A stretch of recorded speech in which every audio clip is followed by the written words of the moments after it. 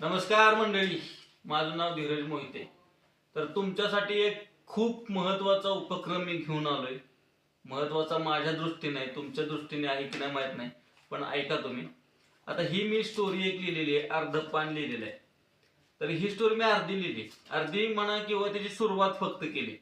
ही story जो कोणी पूर्ण करेल त्याला आपण त्याच्या UPI ID च्या नंबरवरती 50 रुपये बक्षीस पाठवणार. पण ती स्टोरी मला पर्सनली आवडली पाहिजे. मग तुम्ही कशा पद्धतीने ती करताय काय ती तुमच्यावर राहील. तर मी ही स्टोरी तुम्हाला वाचून दाखवतो इथं. रवींद्र नावाचा एक 22 वर्षीय मुलगा असतो, ज्याचं नुकतंच म्हणण्यापेक्षा पदवीपर्यंत शिक्षण त्याचं जवळजवळ 7-8 महिने झालं होऊन तो आता कुठेतरी नोकरीच्या शोधात आहे. तर त्याला अजूनही नोकरी नाही, तरी सुद्धा त्याला कुठलंही व्यसन नाहीये. त्याला वाटतंय की त्याला काही दिवसात आपल्या गावाजवळच एखादी नोकरी मिळेल, त्यामुळे तो प्रयत्न करत असतो. तर तो एके दिवशी काय करतो, एकटाच आपल्या गावच्या डोंगरावरती देवीचं दर्शन घ्यायला जातो. आणि त्याने फक्त 10 दिवसांपूर्वीच एक नवीन कोरं सँडल विकत घेतलेला असतो. बाहेर येऊन बघतो तर तिथे सँडल नसतो, तो सँडल गायब झालेला असतो. आणि त्याला चिंता वाटते की सँडल आपला कुठे गेला. 500 रुपयाचा सँडल होता.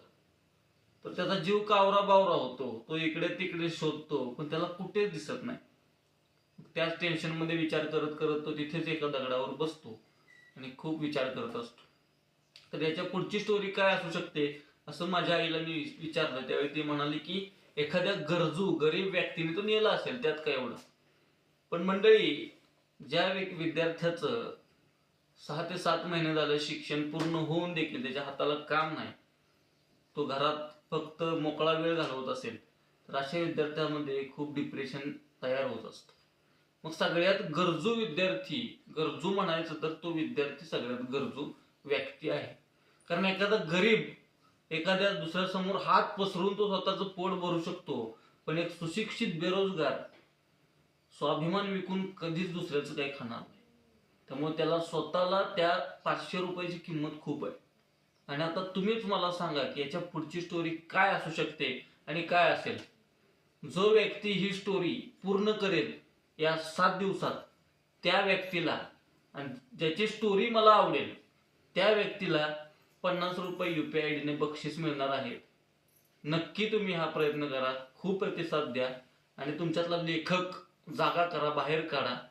धन्यवाद.